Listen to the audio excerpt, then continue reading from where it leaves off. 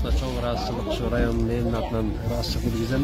Бүгүнкү күндө эми Кыргыз мамлекетинде гана эмес, бүт дүйнө жүзүндө бул милдет менен ушу жалпы калайык калып күрөшүп жатат. Бардыгыңыздарга ден соолук, ийгиликтерди каалайм.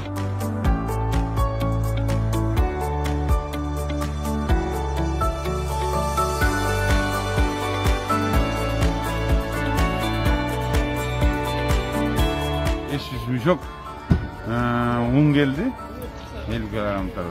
Ошонун ичинен 25 тонна un экен, ошонун ичинен 30 мешогу биздин медицина кызматкерлерине бөлүнүп атат. Райондун элинин атынан жана медицина кызматкерлеринин атынан ыраазычылыгымды билдирем.